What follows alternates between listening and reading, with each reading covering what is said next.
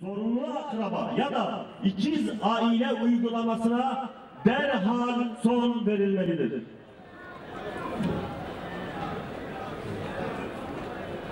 İnanç ve ibadetlere, giyim, kuşam, örf ve adetlere yönelik yasaklar bir an evvel kaldırılmalı, camiler ve tüm ibadethaneler olması yanında tutuklu olduğu anlamına gelmektedir.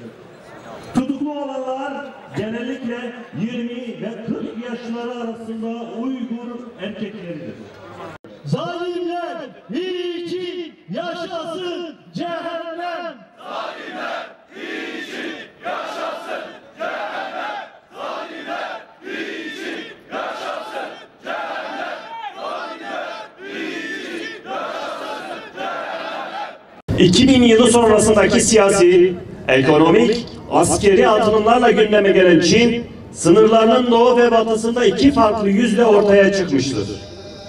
Özellikle uzun yıllardır asimilasyon ve yıldırma politikaları yürütülen Doğu Türkistan, tüm dünya gündeminden saklanmakta, Müslüman Uygurlar her türlü hak ihlaline maruz bırakılmaktadır. Sincan Uygur Özel Bölgesi Komünist Parti Sekreteri olan Çin Changyo, 2017 Nisan ayından itibaren Doğu Türkistan'daki Uygurları hapishanelere veya zorunlu politik eğitim kamplarına göndermesi ve beyin yıkamaya yönelik uygulamaları Çin için yüz kızartıcı yeni bir fiil anlamına gelmektedir. Tekbir! Allahu Ekber! Tekbir! Allahu Ekber! Tekbir! Allahu Ekber!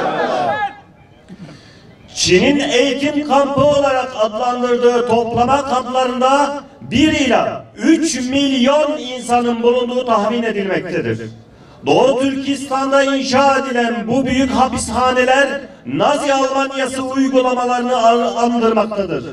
Evlerinden, yurtlarından, eş ve çocuklarından zorla ayrılan insanların sayıları her geçen gün artarken aynı zamanda uygulanan işkence ve zulümler neticesinde yüzlerce insan hayatını kaybetmektedir.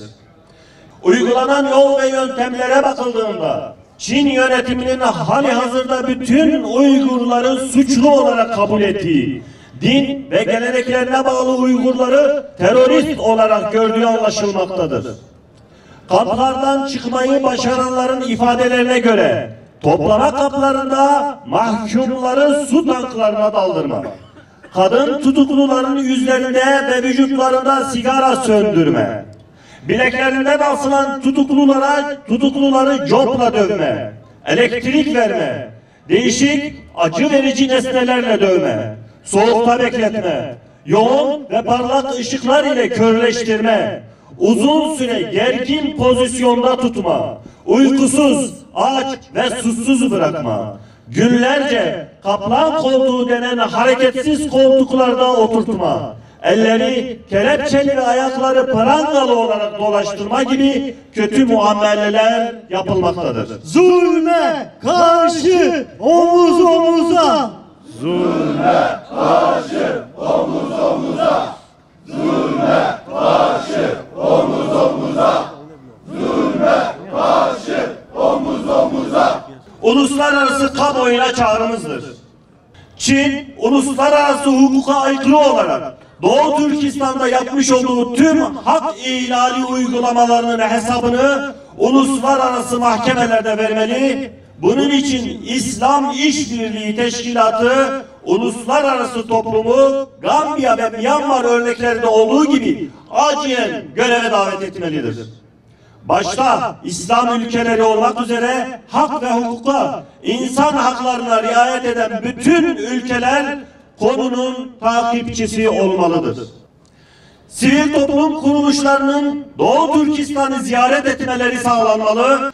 Tüm dünyadaki vicdan sahipleri Çin hukuksuz uygulamalarına son verinceye kadar Çin mallarını boykot etmelidir. Müslüman uyuma kardeşine sahip çık!